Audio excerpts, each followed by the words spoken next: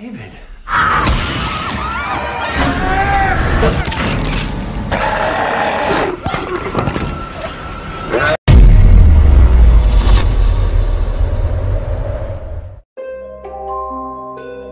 Assalamualaikum. Hi everyone, welcome back again. Untuk mengisi rasa jenuh kalian terhadap sinetron, kali ini Mimin mau mencoba untuk sedikit mengulas tentang alur cerita The Conjuring The Devil Made Me Do It yang baru-baru ini dirilis loh. Jadi masih anget nih gengs, kayak gorengan. Terus katanya nih film saking seremnya yang pada nonton di bioskop sampai kesurupan tuh. Penasaran gak kalian? Dan seperti janji Mimin sebelumnya, kalau Mimin memang mau buat konten kayak gini, ya supaya kalian gak bosan aja gitu sama channel Mimin. Seserem apa sih kira-kira film The Conjuring ini? Jadi tanpa lama-lama lagi, yuk kita langsung masuk aja ke dalam alur ceritanya. Let's go!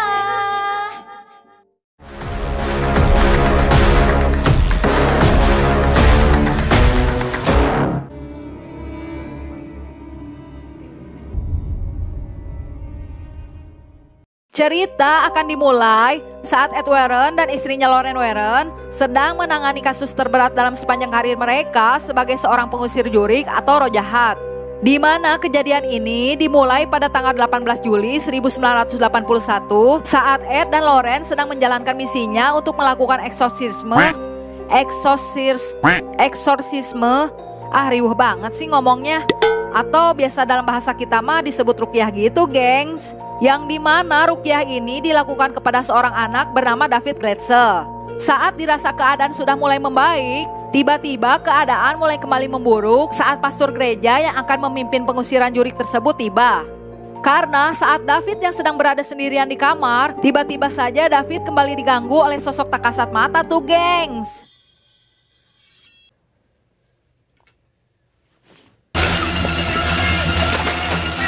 Ayah David yang sadar jika what happen ayah naon langsung mendatangi kamar anaknya yang ternyata jika tubuh David kini telah dirasuki oleh roh jahat.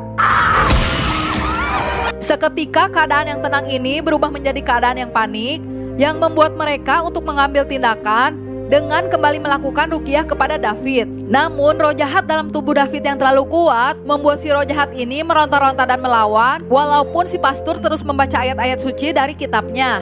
Dan pada saat yang bersamaan, Lauren yang memegang tubuh David tidak sengaja mendapat sekilas penglihatan, namun mereka masih belum menyadari apa yang sebenarnya terjadi sebab mereka masih berfokus kepada keadaan David yang semakin mengkhawatirkan. Situasi yang semakin chaos ini membuat David yang semakin di luar kendali dan tiba-tiba menyerang Ed yang membuat Ed hampir kehilangan nyawanya. Sedangkan Arnie yang merupakan tunangan dari Derby kakaknya David merasa sudah tidak tahan melihat kejadian ini dan meminta kepada roh jahat tersebut untuk mengambil jiwanya dan melepaskan David sebagai gantinya.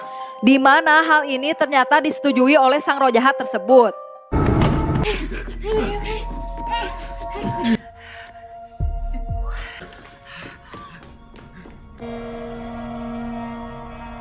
Singkat cerita, setelah kejadian sebelumnya sudah berakhir, kini dua pasangan sejoli Arnie dan Debbie sekarang telah tinggal di suatu kontrakan sambil menjalankan usaha penitipan anjing yang dimiliki oleh orang bernama Bruno. Ini orang namanya sama amat kayak nama anjing ya.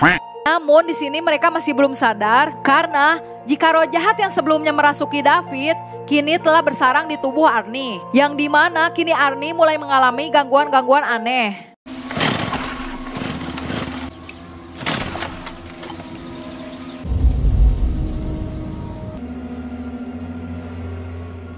Arnie yang merasa tengenah awak memutuskan untuk izin libur dari pekerjaannya dengan niat ingin beristirahat di rumahnya dan kejadian mengerikan pun akan kembali dimulai. Di sisi lain, Ed yang telah tersadar dari komanya langsung mempunyai firasat buruk dan memberitahukan istrinya jika Arnie akan melakukan hal mengerikan. Lauren yang khawatir tentang firasat ini mencoba untuk memberitahu Debbie, tapi sayangnya Debbie tidak mendengar suara telepon tersebut. Sementara itu di rumah mereka, Arnie mulai mengalami perasaan aneh di mana Arnie mulai halu dan melihat jika Bruno seolah-olah berubah menjadi monster dan mulai menyerang Debbie. Dan karena alasan inilah Arnie menikam Bruno menggunakan pisau hingga modar.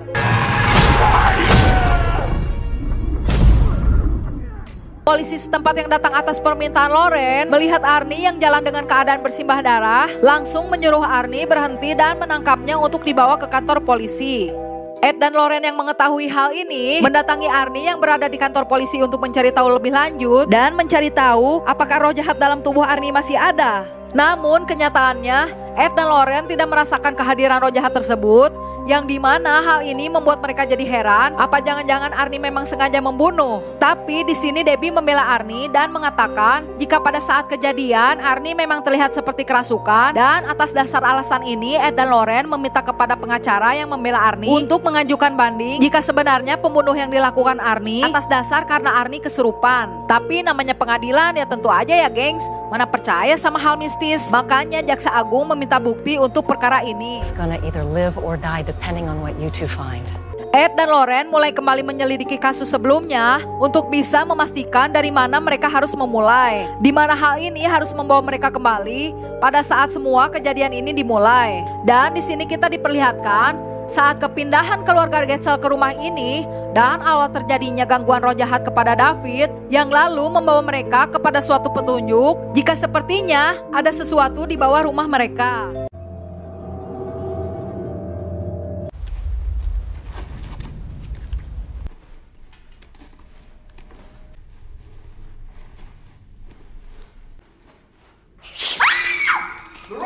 Dan betapa terkejut rewasnya Loren saat menemukan suatu benda aneh yang mereka sebut sebagai totem penyihir. Dengan temuan ini akhirnya mereka menjadi tahu jika semua kejadian ini disebabkan karena kiriman dari seorang pemuja setan, dan ini memang sengaja dilakukan agar korbannya bisa dijadikan tumbal untuk iblis. Someone did this to us.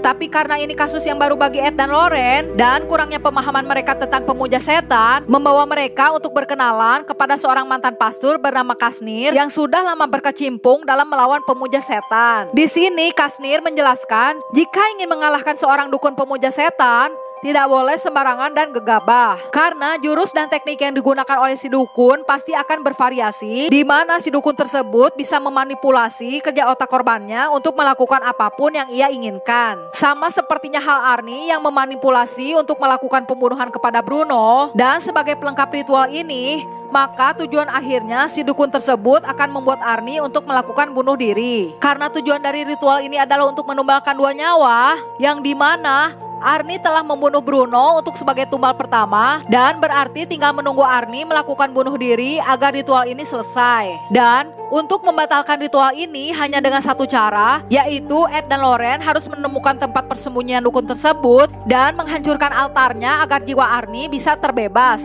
Setelah mengetahui fakta ini, Ed dan Loren jadi berpikir makin keras karena bagaimana caranya untuk menemukan tempat dukun ini bersembunyi.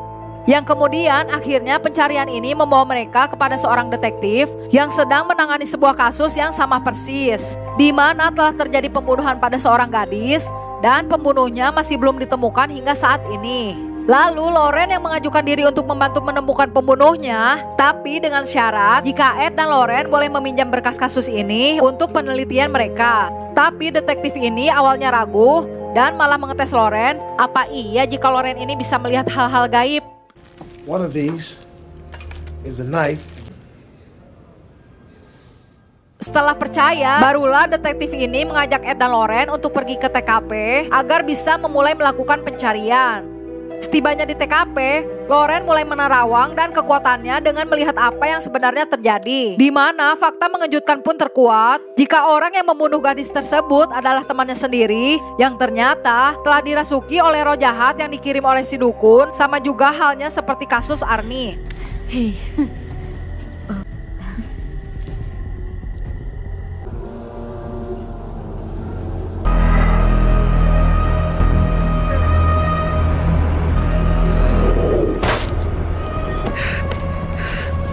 Kemudian Loren berlari mengikuti jejak pelaku tersebut hingga membawa Loren ke tepi sebuah jurang, dan tiba-tiba untungnya Ed masih berhasil menyelamatkan Loren. Singkat cerita, malam pun tiba. Karena usaha Loren barusan, akhirnya kasus ini dapat diselesaikan karena tubuh dari si pelaku tersebut kini telah ditemukan akibat bantuan Loren. Yang dimana dengan ini detektif ini akhirnya memberi berkas tersebut kepada Ed dan Loren. Stay. And I'll get that case filed to you in the morning. Setibanya di penginapan, Loren mengatakan jika selama dia menyelidiki kasus ini, Loren seperti terhubung kepada si pengirim alias si dukun. Yang berarti jika dukunnya adalah orang yang sama, maka dengan Loren menyentuh tubuh dari pelaku yang ditemukan tadi, maka Loren dapat terhubung dengan dukun tersebut. But I think that I was connected to the person who's responsible for that. Tanpa basa-basi, mereka langsung mendatangi kamar mayat untuk menyentuh tubuh si pelaku, dan benar saja Loren langsung terhubung kepada si dukun.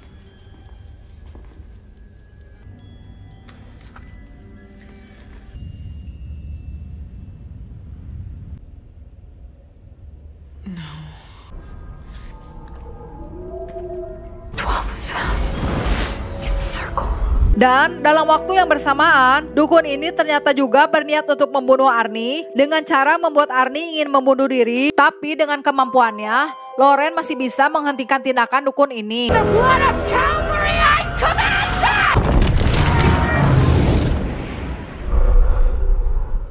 Tapi karena mereka terhubung, sang dukun juga akhirnya bisa mengetahui lokasi dari Loren dan ingin menyerang Loren.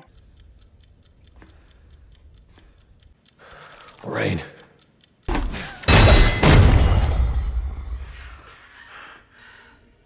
Singkat cerita, setibanya mereka di rumah, Ed dan yang lainnya langsung bergegas mencari lokasi tempat dukun ini bersembunyi agar bisa segera mengakhiri kiriman roh jahat dari si dukun. Sampai suatu ketika fakta mengejutkan pun terjadi. Loren yang sedang mendatangi Kasnir untuk bertanya perihal tentang pemuja setan malah dikejutkan jika ternyata dukun tersebut adalah merupakan anak dari pastor Kasnir ini sendiri. Tapi selama ini dia diam-diam dengan sengaja menyembunyikannya. Namun perbuatan anaknya sudah kepalang bejat, Kasnir pun meminta kepada Loren untuk segera menghentikan perbuatan anaknya tersebut. Dan Kasnir juga sempat memberitahu di mana letak altar itu kepada Loren. Namun di luar dugaan, si dukun yang mengetahui jika ayahnya telah memberitahu Loren tentang perbuatannya, dengan sengaja ia pun membunuh ayahnya sendiri.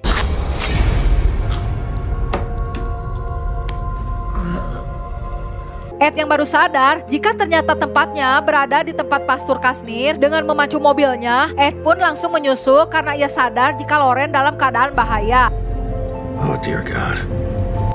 Kembali bersama Loren, ia yang mendapat sekilas penglihatan, mengetahui jika pastor Kasnir telah modar dan si dukun jahat ini sedang mengejarnya. Loren yang berusaha untuk terus mencari altar tersebut, namun setelah menekan altar tersebut, tetap saja Loren masih tidak bisa menghancurkan altarnya karena kokohnya pondasi altar tersebut. Dan di waktu yang bersamaan, Ed yang tiba di lokasi langsung jadi panik saat mendengar suara Loren yang meminta tolong. Mendengar hal ini, ya tentu saja Ed langsung berusaha masuk ke dalam gorong-gorong tersebut. Sementara Loren yang telah bertemu dengan si dukun jahat ini langsung ingin dibunuh oleh si dukun. Tapi dengan bersusah payah, Loren masih bisa berhasil menyelamatkan diri.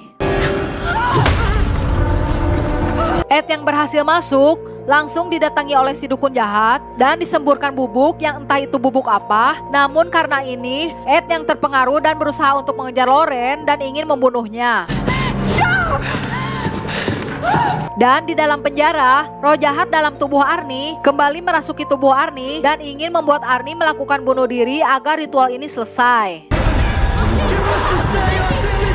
Di sisi lain, Ed yang masih berusaha mengejar Loren dan ingin membunuhnya masih coba disadarkan oleh Loren. Namun efek dari serbuk tadi membuat Ed di luar kendali dan tidak mau mendengar ucapan Loren. Hingga Loren mengucapkan kata-kata terakhir yang membuat Ed mengingat akan masa ketika mereka muda dulu.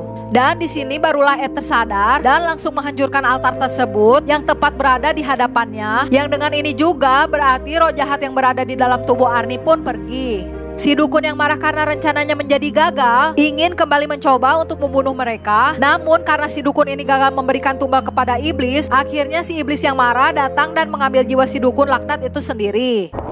And it can't go back to hell without me.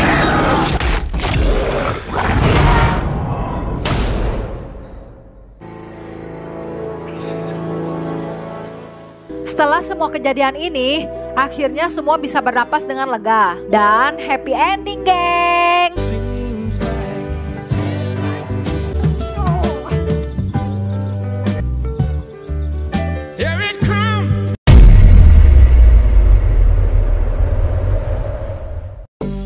Nah, jadi gimana gengs menurut kalian? Serem apa seru nih film? Kalau menurut Mimin sih cukup deg-degan lah ya. Nah, kalau kalian emang suka dengan konten ini, mungkin kedepannya Mimin bakal rajin untuk bikin alur film kayak gini gengs. Ya hitung-hitung biar kalian gak jenuh juga sinetronan mulu. Kalau kalian setuju, coba komen di bawah ya. Oke deh, sekian dulu dari Mimin.